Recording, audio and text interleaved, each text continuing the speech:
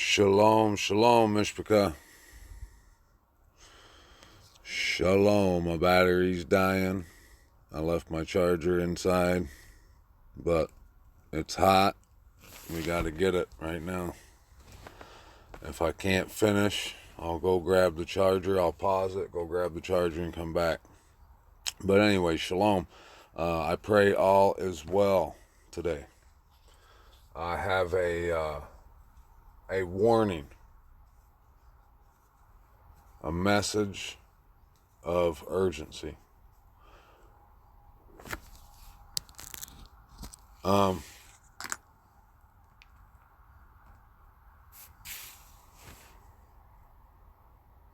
know there are a lot of people who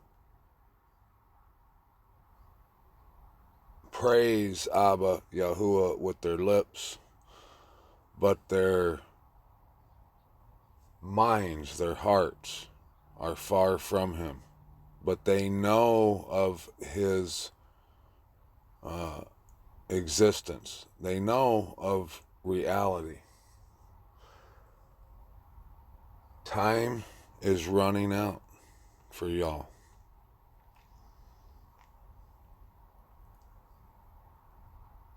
Those of you who want to try and dismiss the signs of what time we're in, even though you probably know deep down that it's here, you want to push it off a little longer and pretend that things are going to go back to normal, and you can say, ha ha, see, I told y'all. You guys got all alarmed for no reason. Look, we're about halfway, 2/3 of the way through the book of Revelation right now, in case you haven't noticed.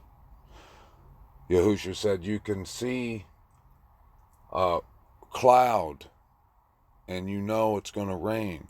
How can you not see the sign of the times? How do you not know what time we're living in?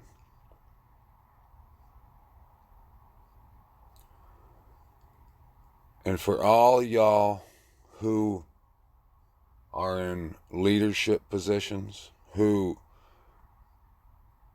are pastors, shepherds of any kind, whether you lead a Bible study or a prayer group, or you're putting posts on Facebook, I gotta remind you of a little something. If you're telling people that this isn't the time, the end times, if you're not warning those people who are under you, who are being guided by you, if you're not warning them about the mark, about these jabs, those people, when they die, their blood will be on your hands. And you know that's true.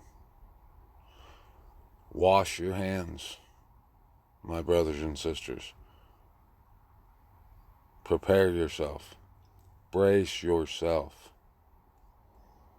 Remember, I've told y'all that these Freemasons, the people running this show, use signs to communicate with one another, like the Batman sign. Well, I'm thinking maybe that there has been one of those signs for the nasty part of this tribulation to begin. And maybe it was the death of Mr. Powell, maybe. Maybe it was Alec Baldwin shooting his film crew of his movie that he's making called Rust. If you read the article, or if you read any of the articles about that, you'll see that the film crew left right before he shot the guy. Like they got a cue from someone. And look, we know the white horse has come out, and he's been riding, right? You know that word for bow that's used when it's talking about the white horse and its rider? The word in the Greek that was used there is toxin. It's toxin. That's what that is. A weapon. A toxic weapon. The white horse has been riding. That movie Rust, it's a Western where they're riding horses throughout the entire movie damn near. Rust means red. Could be complete coincidence. Could be. But I'm going to tell you what is reality, regardless of a stupid movie. All those ships that are out in the ocean off a port of LA that are full of the United States goods, whether it's clothing or tools, food, whatever. When I first saw that, the first thought I had was when Jerusalem was surrounded and supposedly the Pella window happened. If you don't know about that, they surrounded, I think it was Rome, could have been Greece, one of them, evil beast, surrounded Jerusalem. And right before they were going to invade the city and start what they eventually did in 70 AD, but something made them hold off just briefly. And they call it the Pella window because it gave a few of the Hebrew Israelites just enough time to escape and head for a town named Pella. After that, they circled the town and they didn't allow any goods, any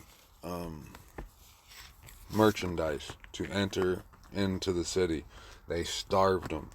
There was reports, now I don't know if this is true or not, but there was reports of women eating their children, little children slapping biscuits out of their grandma's mouth, just all kinds of horrible stuff. That's what I thought when I saw the first picture of those ships. It's been going on and I knew about it, but I never looked into it. But the minute I did, the first time I said, well, let me look at this. And I looked at it, and that was the first thought I had. And look, the repercussions we are going to feel just from those shipping containers being out there this long is going to probably, more than likely, be devastating to most. And there's no word of when or if they'll be brought in. And I've read plenty of articles saying the reason they have not come in to dock, to port, is because there hasn't been enough jabs of the vaccines taken. Now, I don't know if that's true or not, but would you be surprised if that was the case? I would not. And I'll be surprised if it's not the case. I was looking at that word in the Greek used for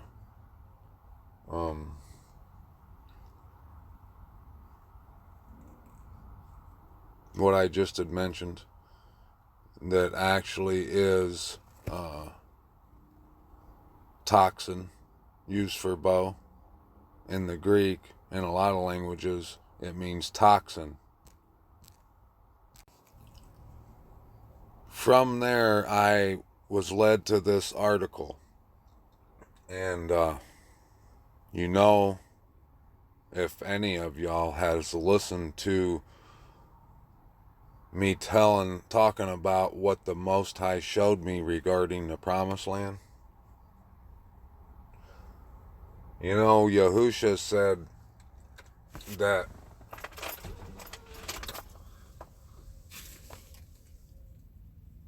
if anyone cannot receive the reign of the kingdom of heaven like a little child, he will not see it.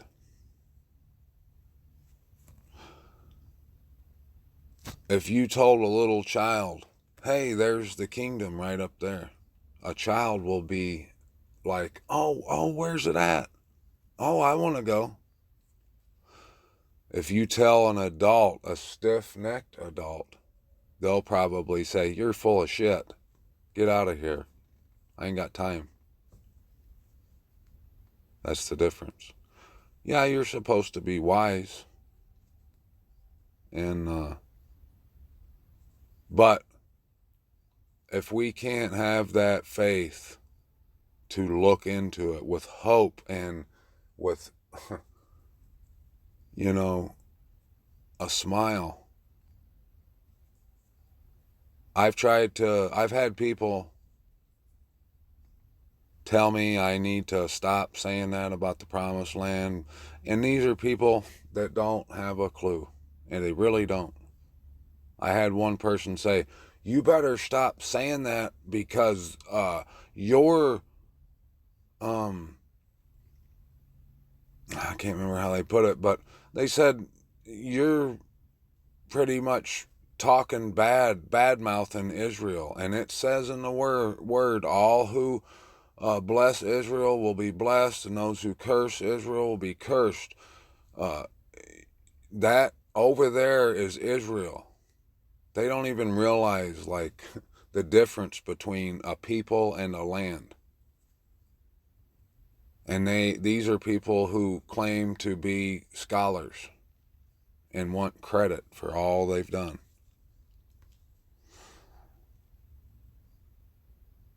These people are going to have a rude awakening. I'm going to go grab my charger. I'll be right back. Okay. So this article that I was led to says, we change people's mentality, what it was like on the ground in Egypt. You know how a liar works, how these guys get their lie pounded in people's head to where they believe it. I've heard someone say, if you tell a lie enough times, eventually they'll believe it. Listen to this video. Look at what these people say here. They say here, the pyramids of Egypt have survived for 4,500 years. They want you to believe that Egypt is ancient, okay? They want you to believe that. And for those who can see through bullshit from a bullshitter, you'll understand, you'll know exactly what I'm talking about. Look, let me go back here to my collection. So this right here, watch this video and you tell me. Egyptian Museum in Tahrir, Manian Palace, Moise Street,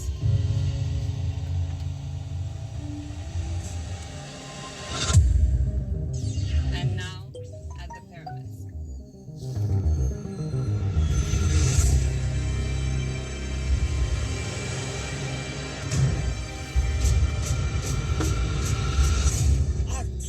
Was invented in ancient Egypt 5,000 years ago. Can you believe you are going to be known in history. For the first time in 4,500 years, artists from around the world are invited here at the Giza Plateau, pyramids and Sphinx, to showcase their artwork in dialogue with this amazing ancient Egyptian civilization. Forever Is now. Forever is now. You see that? Do they need to tell us over and over again that they're ancient? No, they don't. But, so right here, from this article, is from reading that, that's how I was able to be led to that right there. And look, just to confirm to you that word that was only used one time in the whole Bible for bow, it said that the rider of the white horse had a crown and a bow was given to him. Right there. Toxin. That's the word. Right here is the Greek word. But they say it means bow, arc. But if you go through, like, look at this word. Excuse me. This one. Oops. That word. You can see that it means poison. Could mean poison on the end of an arrow. Poisoning for smearing arrows. Right there. And I don't even have to read that. For those that have eyes to see and ears to hear, you know what time it is. But look, for those of you who refuse to accept it, which you shouldn't. If you're a believer in the Most High, a servant of His, you should be rejoicing. You should have no fear of nothing. You should be glad this world is being removed, and that the day you get to stand in the presence of the Most High, Abba Yahuwah, is fastly approaching. You should be thrilled and not rejecting it, rejecting truths that are amazing and wonderful, and you should have no problem with them. But you can't stand the truth. And I'm going to read something right here for you that describes you. Second Esdras. You guys need to read this. There's a reason they took it out of the scriptures. They put in the first one and the third and the fourth Esdras. But what a coincidence. A coinky-dink that they removed the second one. Let's read chapter 16 right here. And I really want to read a bunch of these chapters, but I'm not going to do you that way. Go read them for yourself. Do your own research, like I always say. Chapter 16. How terrible it will be for you, Babylon and Asia. How terrible for you, Egypt and Syria. Dress yourselves in mourning clothes. Howl over your children and grieve for them, because distress has drawn near to you. The sword has been sent against you, and who can turn it away? For fire has been sent against you, and who can extinguish it? Disasters are sent against you, and who can ward them off? Can anyone ward off a hungry lion in the woods? Boy, wouldn't that be a task. I've thought about that plenty of times. Or a bear.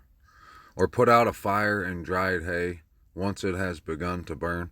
Or repel an arrow shot by a strong archer. Yahuwah, the Most High, sends disasters. Who can ward them off? You see, I'm sorry that I couldn't find this the second Esdras in anything other than King James Version here, where they use the L and the G. And for those of you who might have just rolled your eyes, because I don't want to have those names and words on my lips, that is the problem right there. Choose this day. And you might say, I don't have to, I can still say that and still choose this day. Can you? Can you? Can you sit at the Most High's table, the wedding table of the supper of the Lamb, and still sit at the enemy's table, the world's, Satan's, or even reach back and take a snack from it? Can you? You can't. It's one or the other. If you ain't got enough respect and reverence for the Most High to not want to do or say anything that might offend him, you're maybe lukewarm, which will get you vomited out of his mouth. Maybe. But in my eyes, you're ice cold. You've got no reverence for the Most High. You've got no respect. You try to say you got respect. You might say that I'm being too harsh, or I'm a legalist or whatever, because I believe in works and Torah, the instructions. Go right ahead and claim that of me. You can. I am totally fine with that. Because I'm not doing these things to get me anything.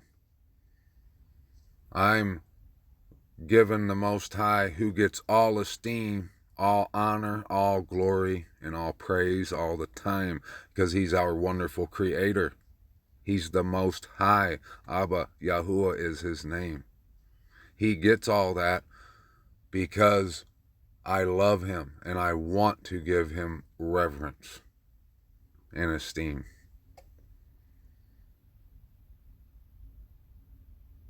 I don't think there's anything I can do that could be credited to me or give me anything different than what I already got coming.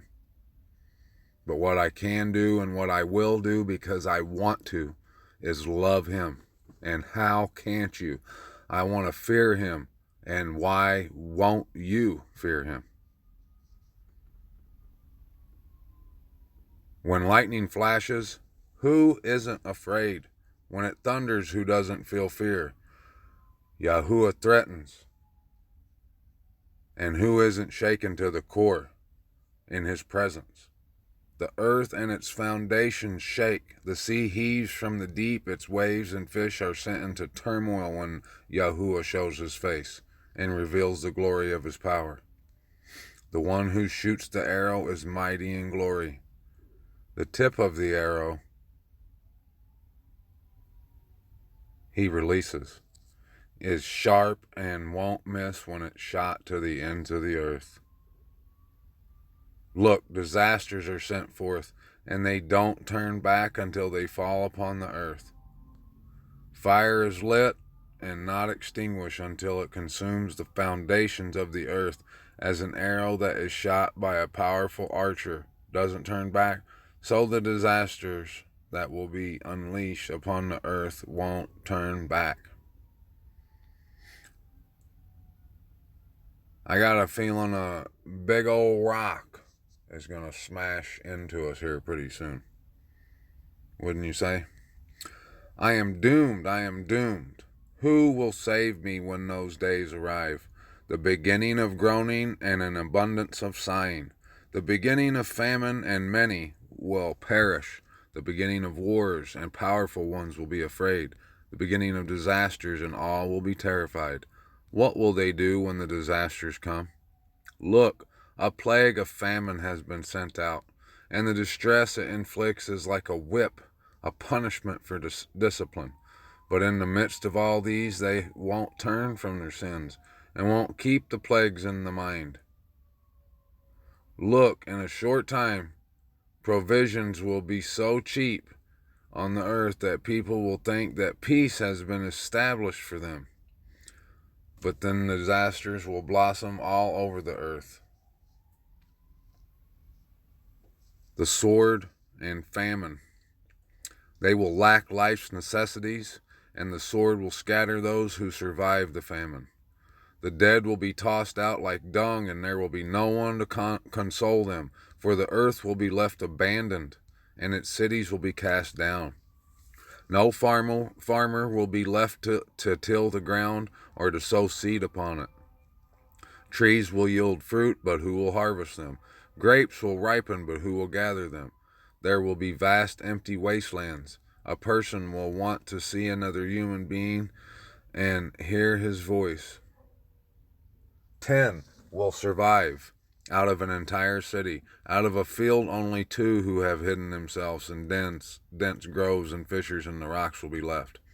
As 3 or 4 olives are left on individual trees in an olive orchard, or as in a vineyard that has been harvested, a few clusters are left by those who diligently search the vineyard.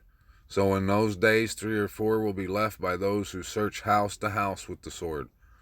The earth will be left desolate, and its fields will be taken over by thorn bushes, and its roads and all its paths will sprout thorns, because sheep won't pass on them. Virgins will mourn, having no bridegrooms.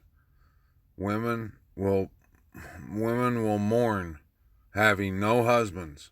Their daughters will mourn, having no support. Their grooms will be killed in war, and their husbands will perish from famine. Listen to these things and understand them, you servants of Yahuwah. Here is Yahuwah's word. Accept it. Don't disbelieve the things that Yahuwah speaks about. Look, the disasters are approaching and will not be delayed. A woman in the 9th month of pregnancy, when the hour for giving birth arrives, experiences great pains around her womb for 2 or 3 hours beforehand. But when the infant is ready to come forth from the womb, she doesn't delay for a moment. In the same way, these disasters won't delay to come forth on the earth, but the world will groan and pangs will envelop it. Hear the word, my people. Prepare yourselves for battle, and in the midst of disasters be like strangers on the earth. Yo.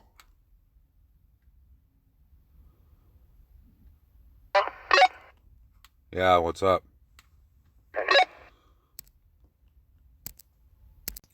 Alright, sorry about that. This right here, these next verses, let me know how it just shows me more how the Most High has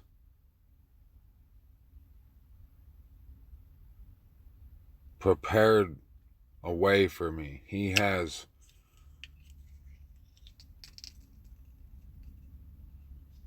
prepared me for what's to come.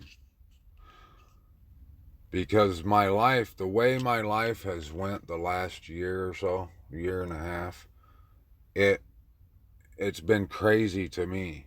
And things have happened. Things have changed about me. I've changed in ways I never thought I would. I'm doing things I never dreamed of doing. And I could never have done it. I would have never chose to do these things, to become who I've become on my own. He prepared a way for me. That's all I can say. Verse 42 says, "Let the person who sells be like a person who is about to run away, and let the person who buys be like a person who is about to lose. Let one who does business be as one who makes no profit, one who builds as one who won't get to live in the building. one who sows as one who will not reap, one who prunes as one who will not harvest. Back there on verse 41, it says, prepare yourselves for battle, and in the midst of disasters be like strangers on the earth. I've become a stranger. My son too.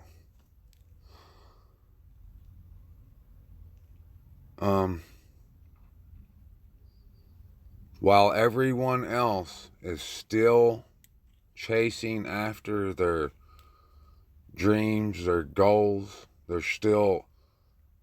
they're living like this ain't happening.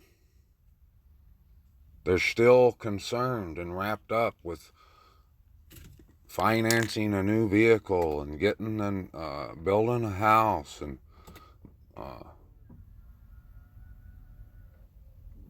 just going on about their life like this isn't happening.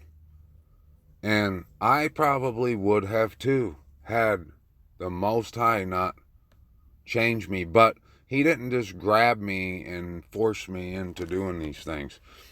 I did ask him though. And I'll tell you how it started. When right before March of 2020, when the lockdown happened, when Donald Trump announced the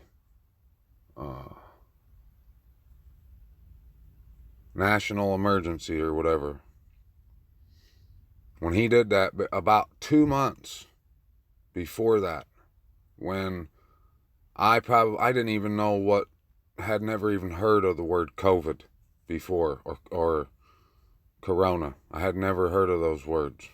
Well, except for the beer.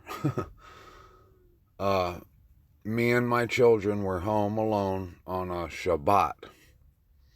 And I was in my prayer closet, laid out on my face. And I asked the Most High, when I woke up that morning, for some reason, I had this overwhelming feeling to ask him what I was doing that was offensive to him, and for him to show me. And when I woke up after I ate breakfast and, played with the children a little bit, I went in there in my closet and prayed, and before the day was over, he showed me about consuming the blood. How I was eating the meat, eating the blood with the meat. And how, I can't begin to tell you how important, how huge that is.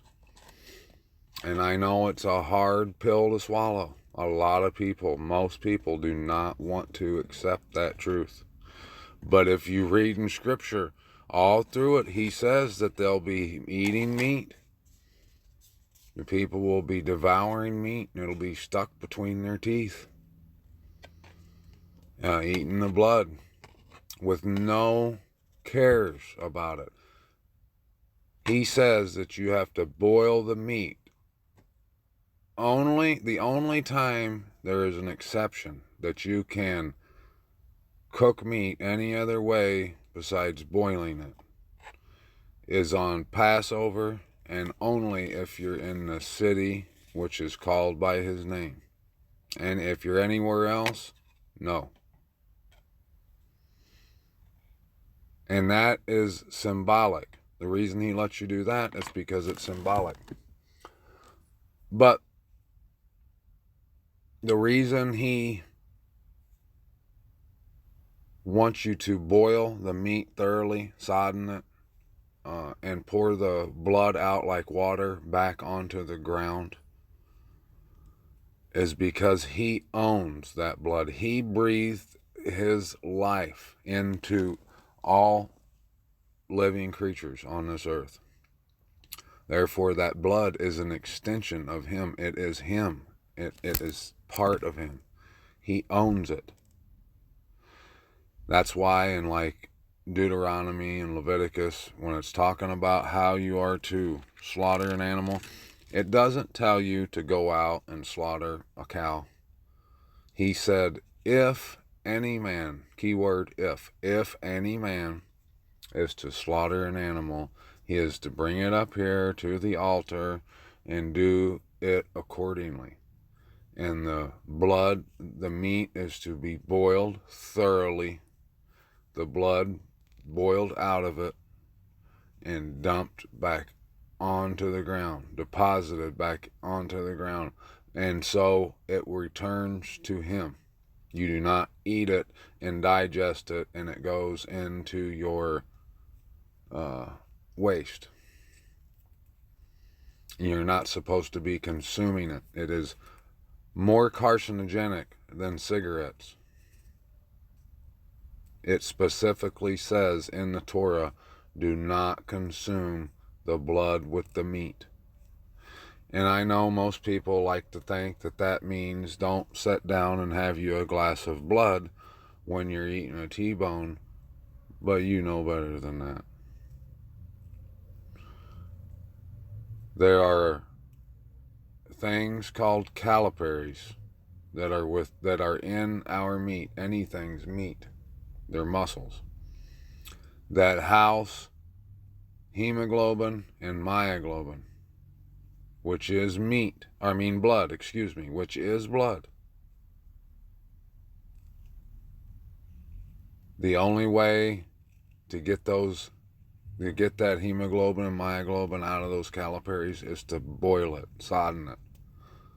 When you roast it, fry it in a pan, sear it, those calories lock up, they seal up, and they will never release that myoglobin or hemoglobin. You would have to just completely burn it till it disappeared and it just won't come out. But when you boil it, they open up and the meat relaxes, which actually makes it taste better. But most people could never see that because they have a problem with authority, with listening and obeying the Most High. That's the issue. But he showed me that. I was a gym rat, working out as many times as I possibly could, eating protein like it was going out of style. I loved meat. I would have never dreamed, if you would have told me in 2019 what my diet would consist of now, I would have laughed at you. There would have been no way. But when he showed me that, I stopped right then. I haven't had a piece of meat outside of fish in like 2 years. Since then. Like a year and a half for sure. And my son went right along with me. I didn't even have to ask him to. I told him about it. I told my family about that, and he was on board just like that because he's like me. He loves Abba. I haven't thought about work the way I used to. I still go to work and I still take care of business, but I'm not working with plans on enterprising like I used to be. I'm working just to survive until Abba gets here and I can live with him. And I can be in his presence. All this stuff that's going to burn, I have no need for it. I'm only getting by for now because we're supposed to. We're supposed to occupy till he gets here, and that's what I'm doing. But I'm not trying to take over like all these other people are. So let the person who sells be like a person who is about to run away. Let the person who buys be like a person who is about to lose. Let one who does business be as one who makes no profit. One who builds as one who won't get to live in the building. One who sows as one who will not reap. One who prunes as one who will not harvest. Those who get married as people who will have no children, and those who don't marry as those who were widowed, because those who toil for no reason. Foreigners will gather their fruits, plunder their wealth, knock down their houses, and take their children captive. For in captivity and hunger they will produce their offspring. Those who transact business do so only to be plundered. The longer they adorn their cities and houses and possessions and persons, the more I will be enraged against them on account of their sins, says Yahuwah. That's what... Maybe I should go back through like chapter 13 and 12, 13 and 14 with y'all, because you'll see how the Most High tells Ezra not to be concerned with these people who aren't watching, who don't know, who don't care. Don't be concerned with how many of them and who are going to be burned and tortured, tormented, and done away with, because you can't. That's just where they're going, and they have they're hell bent on doing it. Instead of that, we should be focused on what amazing gifts and joy the righteous are going to experience, and think of the positive, and let the blind lead the blind. The more I will be enraged against those who cannot let go of this world, just as a proper and good woman is enraged at a woman who is promiscuous, so justice will be enraged against sin when it rules, when it tries to make itself beautiful, and will accuse it to its face, since he who defends will come, hunting up sins on the earth. Therefore don't be like it or its ways. Look just a little longer, and sin will be removed from the earth, and justice will rule over us.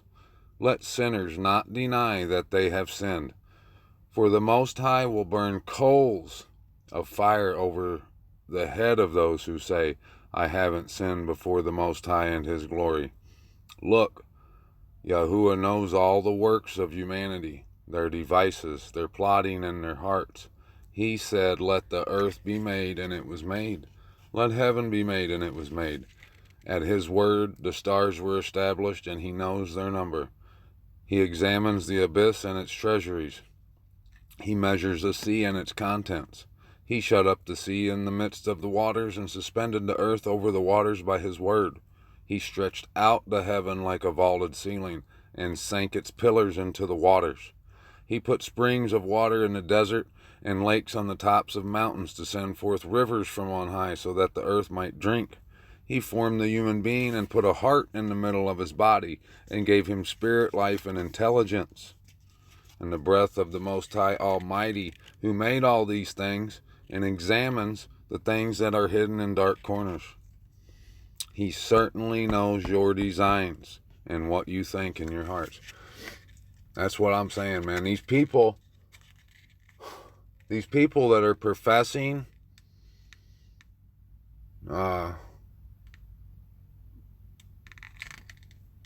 people that are on their way to heaven, and they're better than you, and you're going to go to hell.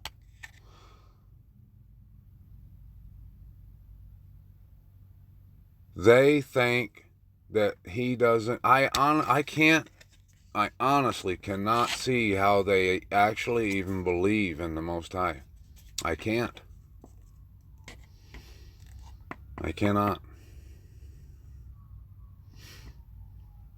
I'm going to tell you something that happened to me. I ain't going to say no names, but close family members of mine accused me of stealing here a few days ago.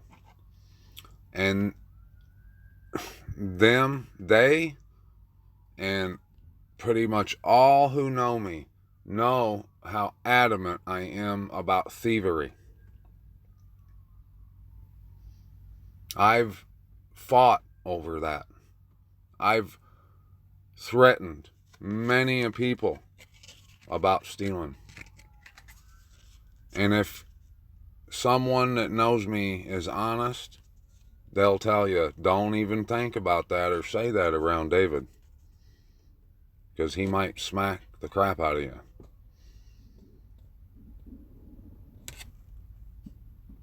And yet I get blamed for it all the time.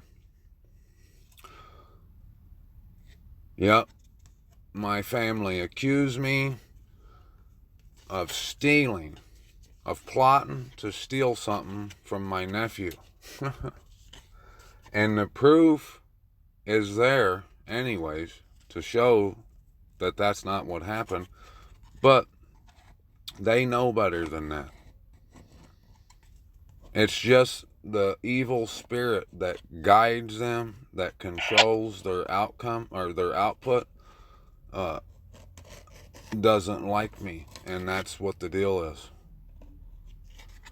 But these people are, they will tell you that I need to be prayed for, that I need prayer and help, and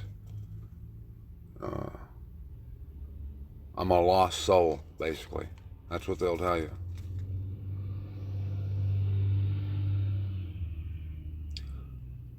And the other family members, they just sat there at the dinner table with them and just let it happen. Never once defending me or anything. I wouldn't even ask someone to defend me. I would defend them. You try saying that about one of my family members, even though they did this to me. Try talking about them to my face and we'll see what happens. But they, at least they could have said, hold on a second. Let's ask him. Let's just try to find out what happened first before we jump to conclusions here. It's like they couldn't wait to find something to make up about me so they could start running their chops. When they know damn well I don't do that. They would do it before I would. But I wouldn't tell you that they did it unless I know, and I wouldn't even talk about them like that. I wouldn't tell you. The only reason I'm saying this right now is it's more proof. Look, he doesn't come to bring peace, but a sword. He's separating sisters against brothers, mothers against daughters, whatever. You already know. And it ain't gonna get no better. And these people, regardless of whether they're your dad or your mom or your children, if they're on that other side, you better expect the worst to come out of them. The worst. Anything goes with these people. And I mean anything. And when I say that, I'm talking about like physical. They might kill you, okay? You need to be on guard. They might chop your head off. Seriously.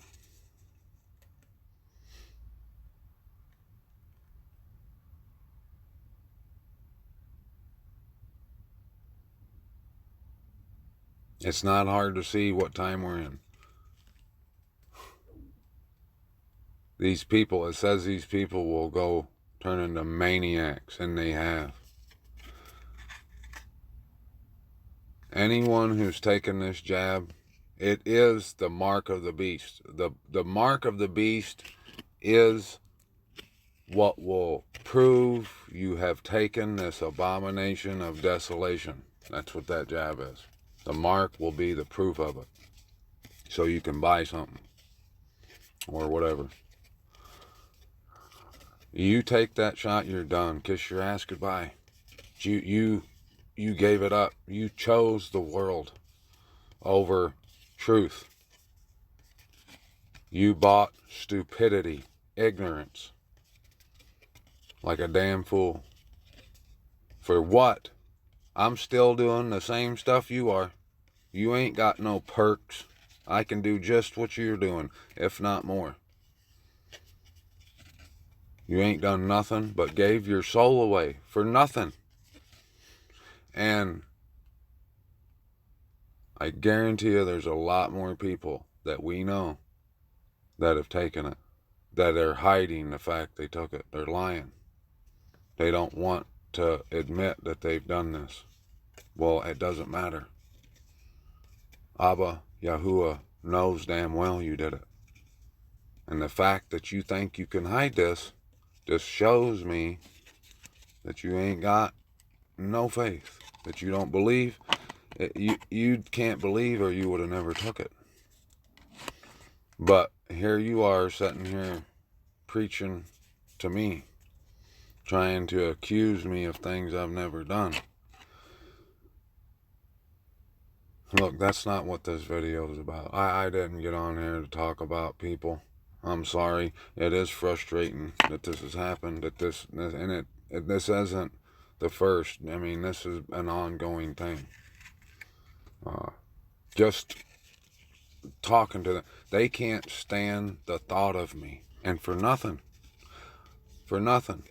And I mean, I don't want to sound like I'm boasting, but I've been better to them than, it's just they have no reason. They have every reason to love me, to love the shit out of me. And look, this is what they give me. It's demonic. It's the only explanation. But the real reason I made this is for y'all who have eyes, who haven't taken this jab, who are out here like me.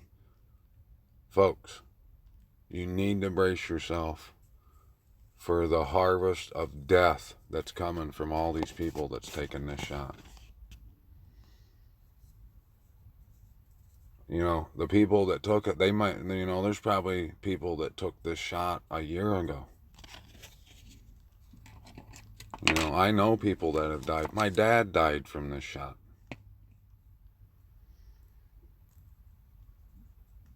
A huge amount of death is coming our way.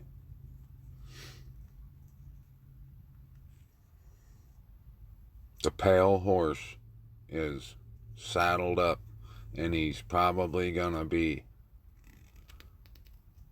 riding here pretty soon.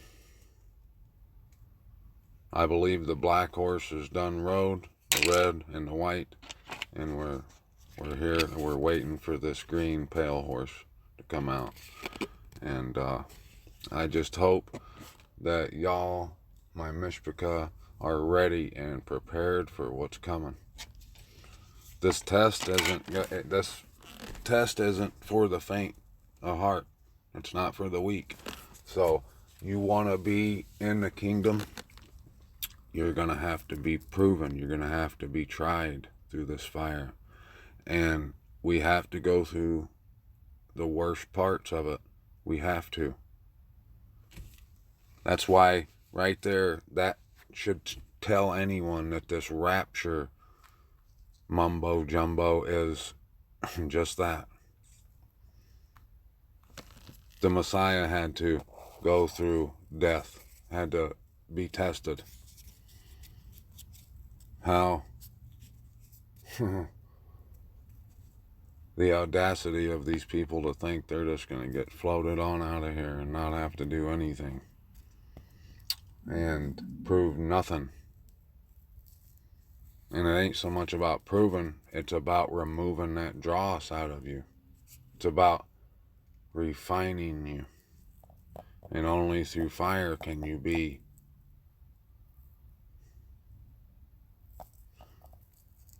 proved. Can you be filtered, sifted out, and made into the person the Most High has planned for you to be. How terrible it will be for those who sin and want to hide their sins. Yahuwah will certainly examine all their works, and will put you all on parade. You will be put to shame when your sins are paraded before people. Your sins will stand up as your accusers on that day. What will you do? How will you hide your sins before the Most High in His glory? Look, the Most High is judge. Fear Him. Stop sinning and forget your wicked practices, never again to commit them. Then the Most High will lead you out and deliver you from all tribulation. Look, the rage of a large crowd will be stirred up against you. They will take some of you and try to feed you meat that was sacrificed to idols. Those who consent to this will be mocked and disgraced by them and trampled underfoot. There will be great uprisings against those who fear Yahuwah. In many places and in neighboring cities, people will be like maniacs on account of their own distress. They will spare no one, seeking to plunder and destroy those who still fear Yahuwah. They will destroy and rob their possessions and throw them out of their own homes. In that time, the genuine commitment of my chosen ones will be shown, as gold that is tested by fire. See that? I didn't know that was coming up.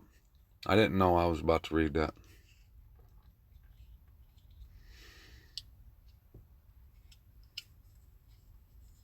His spirit dwells within me, Mishpachah, and yours too.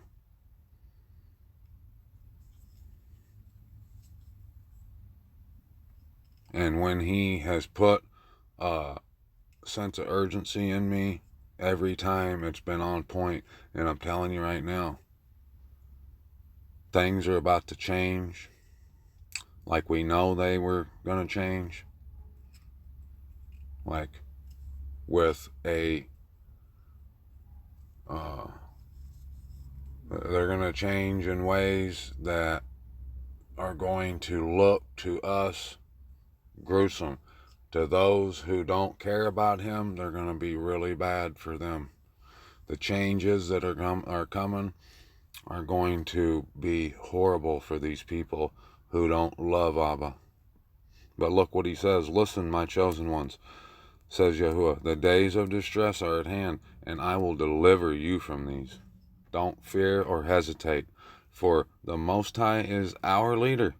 You who keep my commandments and precepts, says Yahuwah, the Most High. Don't let your sins drag you down, and don't let wickedness get the upper hand over you. How terrible it will be for those who are choked by their sins and covered over by their iniquities, as a field is choked by overgrowth and its paths are covered over by thorns, so that human beings can't pass through it. It is shut off and consigned to destruction by fire. We don't have to worry, Mishpachah, but we do need to be prepared. We do. So we aren't taken off guard. So we don't do things that will jeopardize our standing with the Most High. I don't want nothing to affect my relationship with Him. I love Him. He's my everything. So I'm just asking you to prepare yourselves.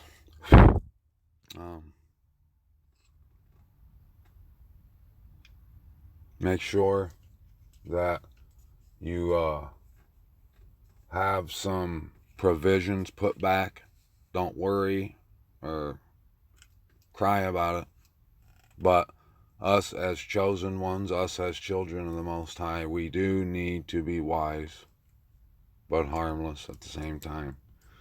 But we should put, some stuff away for, possibly this winter when vaccinated maniacs are crawling and coming out of the woodworks and wanting everything you got and just wanting to see you die a horrible death just because they know who you are. They're demon knows who you are, or demons, and they just can't stand to see you breathe. Well, in your faith for the Most High, in your strength He has given you, in your courage, stand firm and laugh them people or whoever or whatever out of your face, and be courageous in the Most High. He has you. There's nothing to worry about. As long as you have faith, keep it in Him and don't waver. You're on that plow. Don't take your hand off. Don't look to the left or to the right. Steady. Leaning forward. We're going to get to the end of this race, Mishpachah. We still got a little ways to go. It's going to get bumpy, I'm sure. And things are going to happen to us that are not cool at all. But guess what? They got to happen. So, we're the Mishpachah, the children, the set-apart children of the Most High Abba Yahuwah. We're going to reign on this earth, on the new earth, over all that aren't His children. And it's pretty cool that we don't have to worry. We don't have to worry that we're going to have to go through all that crap, because the Most High loves us. And I'm thankful for Him. Praise Him this day, Mishpachah. Praise Abba. Give thanks. Rejoice that you are a child, a son or a daughter of the Most High. Put on your armor. Understand that there are people that you love that are going to die. There are close family members of yours. I hate to say that, but that's the truth. And the truth you're going to have to face if you want to get over this situation we're in. You want to get to those calm and cool and still waters. Come on with it, baby. Let's go. I love y'all. Shalom, shalom. Till next time, peace out. D is out.